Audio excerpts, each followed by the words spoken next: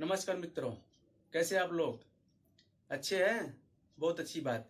मैं Rajesh, Shri G K Jain higher secondary school Royapuram Chennai 13। मित्रों, हम लोग यूनिट 5 में 19वीं शताब्दी में सामाजिक और धार्मिक सुधार आंदोलन शीर्षक से आपको पता चल रहा है कि 19वीं शताब्दी में सामाजिक और धार्मिक सुधार आंदोलन अर्थात समाज में और धर्म में जो कुरीतियां व्याप्त थी उनको दूर किया। सुधार आंदोलन मतलब उन बुराइयों को दूर करने की कोशिश किया गया। ठीक है, तो आज हम लोग भाग 4 में आर्य समाज के बारे में चर्चा करेंगे। सामाजिक धार्मिक सुधार आंदोलन के अंतर्गत हम लोगों ने ब्रह्म समाज, प्रार्थना समाज और आज चौथा है हम लोग आर्य समाज के बारे में चर्चा कर रहे हैं। ठीक है, ब्रह्म समाज में राजा राम मोहन राय ने पाश्चात्य शिक्षा को बढ़ावा दिया था, लेकिन आप यहां देखेंगे कि आर्य समाज में स्वामी दयानंद सरस्वती ने पूर्ण रूप से हिंदी और हिंदी कल्चर को बढ़ावा दिया है। ठीक है, तो आगे बढ़ने से पहले हम लोग ये ध्यान देंगे कि आर्य समाज की स्थापना 10 अप्रैल 1875 आर्य समाज की स्थापना कब हुई? 10 अप्रैल 1875 को हुई स्वामी दयानंद सरस्वती के द्वारा। अब स्वामी दयानंद सरस्वती के जीवन के बारे में थोड़ा जानकारी ले लेते हैं। स्वामी दयानंद सरस्वती का जन्म 1824 में गुजरात में हुआ था। इनके बचपन का नाम मूल शंकर था। इनके बचपन का नाम क्या था? मूल शंकर।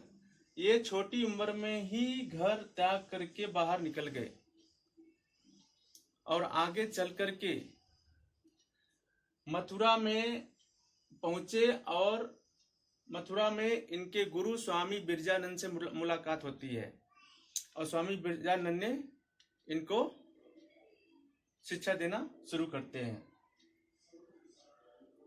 इसके साथ जब वे मथुरा पहुंचते हैं तो स्वामी बिरजानंद के द्वारा ये लोग आर्य समाज में क्या करते थे?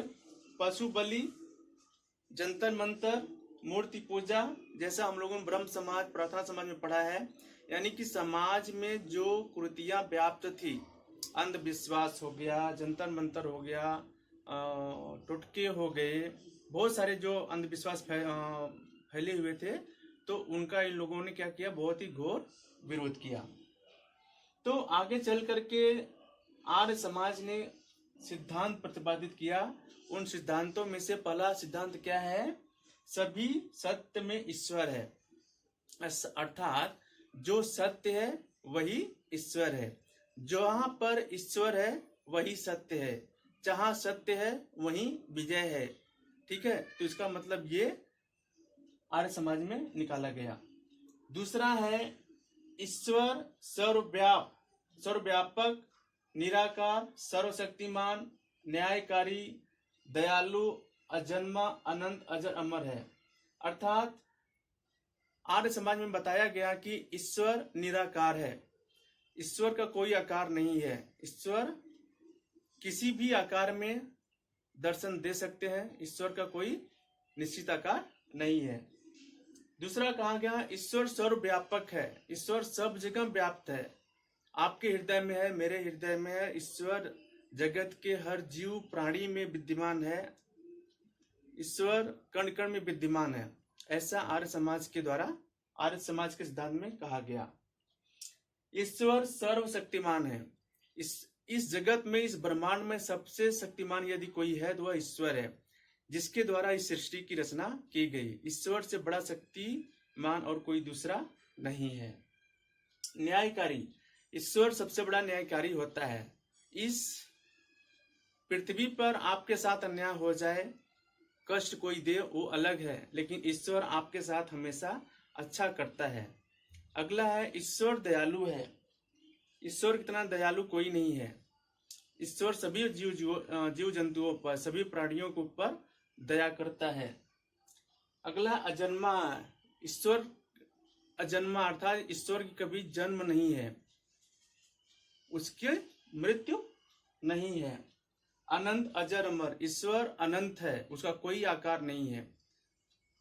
अजर अमर है, न तो ईश्वर की कभी मृत्यु होती है और ना ही ईश्वर कभी जन्म लेता, अजर और अमर है। अगला है वेद ही सत्य और परम ज्ञान का स्रोत है। यदि आपको परम ज्ञान को प्राप्त करना है तो आपको वेदों का ज्ञान होना चाहिए, वेद आपको पढ़ना चाहिए। वेद पढ़ने से ही आपको परम ज्ञान की प्राप्ति हो सकती है।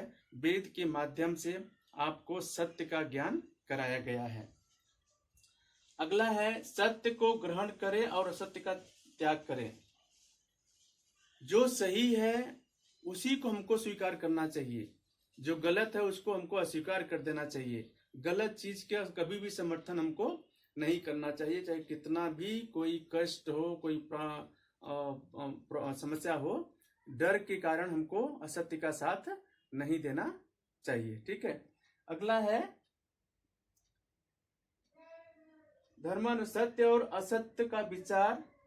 हम जब कोई भी कार्य करने जाते हैं तो हमको हमेशा 100 बार ही सोचना चाहिए कि क्या सही है और क्या गलत है। इस कार्य को करने से किसका हित हो सकता है, किसका अनहित हो सकता है। अर्थात हमको ऐसा कोई कार्य नहीं करना चाहिए जिससे कि किसी दूसरे प्राणी या किसी दूसरे जीव को कष्ट हो। अगला है सबके साथ प्रेम पूर्वक व्यवहार करना चाहिए। आर्य समाज का मानना है कि चाहे वो छोटी जाति का हो, चाहे बड़ी जाति का, संसार का कोई भी जीव है, कोई भी प्राणी है, उसके साथ समान व्यवहार करना चाहिए, उसके साथ हमेशा प्रेम पूर्वक रहना चाहिए। वो हमारा दुश्मन ही क्यों न हो, हमारा दुराचारी, हमको कष्ट देने वाला ही क्यों न हो, फिर भी हमें ईश्वर को सत्य मान करके उसका हमेशा हमको प्रेम के साथ उसके साथ रहना चाहिए। अविद्या का नाश और विद्या की वृद्धि करें। अर्थात अविद्या मतलब अज्ञान, अज्ञानता को दूर करने से ही हम अच्छे मार्ग पर जा सकते हैं, अर्थात ज्ञान को प्राप्त कर सकते हैं, बुद्धि को प्राप्त कर सकते हैं। अविद्या का नाश और विद्या की वृद्धि करनी चाहिए। अज्ञानता से हमको दूर हटना चाहिए और ज्ञान की ओर हमको अग्रसर होना चाहिए, ऐसा आर्य समाज में कहा गया है। अगला है प्रत्येक को अपनी ही उन्नति से संतुष्ट नहीं होना चाहिए। बहुत बड़ी बात है।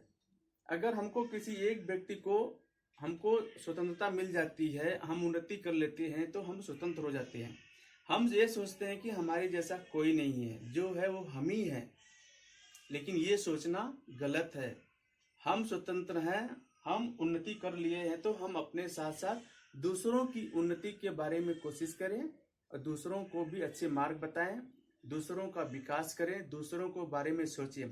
जैसा कि हमारे महासंतों ने, स्वामी दयानंद सरस्वती ने, केशव चंद्र सेन ने, राजा राम मोहन राय ने, स्वामी विवेकानंद ने, रामकृष्ण परमहंस, इतनी सारे ऋषि महात्मा हुए हमारे भारत देश में। इसीलिए अपने देश को ऋषि मुनियों का देश कहा जाता है। हम लोग कितने भाग्यशाली हैं कि ऐसे भूमि पर हम लोगों का जन्म हुआ है। ठीक है। अगला है प्रत्येक प्राणी स्वतंत्र है। आर्य समाज का मानना है कि प्रत्येक प्राणी स्वतंत्र है, अर्थात वह स्वतंत्र रूप से पैदा हुआ है, उसके दूसरे प्राणियों के ऊपर हमको क्या है, अपना अधिकार नहीं करना चाहिए। जिस प्रकार से हम किसी जीव को उत्पन्न नहीं कर सकते हैं तो किसी जीव को मारना भी हमारे लिए पाप है। अर्थात प्रत्येक प्राणी क्या है, वो स्वतंत्र है। अगला है सामाजिक उन्नति के लिए सदैव प्रयत्नशील रहना चाहिए।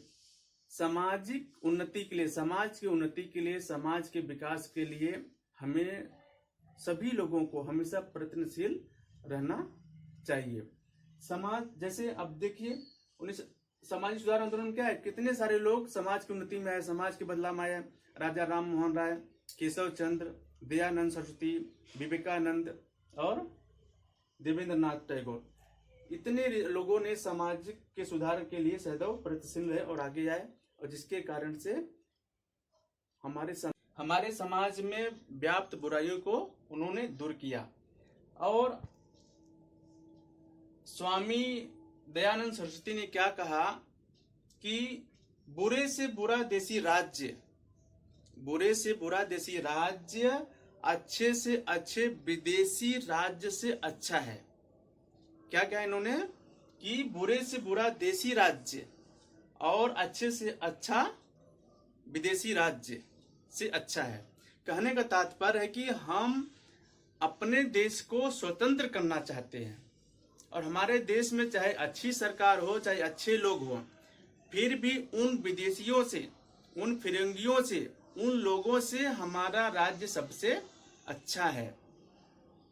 हमारा राज्य कैसा भी हो, फिर भी जो विदेशी लोग आकर के हमारे देश में राज करते हैं उनसे हमारा अच्छा, ऐसा यहाँ पे इन्होंने कहा है। बुरे से बुरा देसी राज्य अच्छे से अच्छे विदेशी राज्य से अच्छा है। ठीक है मित्रों, आगे स्वामी दयानंद सरस्वती ने ही क्या कहा कि स्वदेशी राज्य, स्वदेशी धर्म, स्वदेशी भाषा, अर्थात स्वदेशी भाषा हमारी खुद की हिंदी भाषा होनी चाहिए। और इन्होंने ही सबसे पहले कहा कि हिंदी हमारी राष्ट्रभाषा है। हिंदी के प्रति सबसे पहले आवाज उठाने वाले स्वामी दयानंद सरस्वती ही थे। इन्होंने ही सबसे पहले कहा कि हिंदी हमारी राष्ट्रभाषा है। स्वदेशी, हमें हर चीज में, हमारे देश में जो भी चीजें पैदा होती हैं, जो भी चीजें हैं, हमें अपने देश के लिए स्वदेशी, हमें अपने स्वदेश का चीज ही प्रयोग करना चाहिए। विदेश से आए हुए चीजों का इस्तेमाल, प्रयोग हमको नहीं करना चाहिए। स्वधर्म, हमारा खुद का धर्म होना चाहिए। राजा राम मोहन राय ने तो क्रिश्चियन को समर्थक थे, क्रिश्चियन को उन्होंने माना, लेकिन स्वामी दयानंद सरस्वती ने क्रिश्चियन का बड़े जोर शोर से बहिष्कार किया। और हिंदू धर्म से जितने सारे लोग क्रिश्चियन धर्म में कन्वर्ट हो गए थे, अर्थात क्रिश्चियन धर्म को स्वीकार कर लिए थे, उनको पुनः हिंदू धर्म में लाना इनके लिए एक चुनौतीपूर्ण कार्य था और इन्होंने उस चुनौतीपूर्ण कार्य को भी करके दिखाया। ठीक है, और यही थे स्वामी दयानंद जी को मार्टिन लूथर, इनको लूथर नामक संज्ञा दी गई है। जिस प्रकार से मार्टिन लूथर ने पूरे विश्व में सामाजिक सुधार के लिए प्रयत्न कार्य किए, उसी प्रकार से स्वामी दयानंद सरस्वती को भी मार्टिन लूथर के नाम से जाना जाता है। ठीक है, इन्होंने सबसे पहले कहा, जब ये आर्य समाज की स्थापना किए तो सबसे पहले इनका नारा था कि वेदों की ओर चलो, वेदों की ओर चलो, अर्थात वेद की ओर चलने से ही हमको परम ज्ञान प्राप्त हो सकता है, देश की उन्नति में हम सहयोग कर सकते हैं और वेद के प्रति हमारा ज्ञान वर्धक हो सकता है। ऐसा इन्होंने कहा कि वेदों की ओर चले। तो लास्ट में आता है 1908 में दलित वर्ग के लिए कार्य किए। 1908 में आर्य समाज ने दलित वर्ग के लिए बहुत जोर शोर से कार्य किया और दलितों के उत्थान के लिए, दलितों के विकास के लिए असहनीय कार्य किया गया आर्य समाज के द्वारा। और आप देखेंगे कि जो ब्रह्म समाज में और प्रार्थना समाज में जो बुराइयां थी, मोस्टली वही बुराइयां इसमें भी हैं, लेकिन इसमें विशेषकर दलित वर्ग के उत्थान के लिए कार्य किया गया है। मुझे लगता है मित्रों इसमें आपको अच्छी तरह से विस्तार पूर्वक जानकारी प्राप्त हो गई होगी और इसके लिए आगे हम लोग दूसरे क्लास में चर्चा करेंगे। तब तक के लिए धन्यवाद।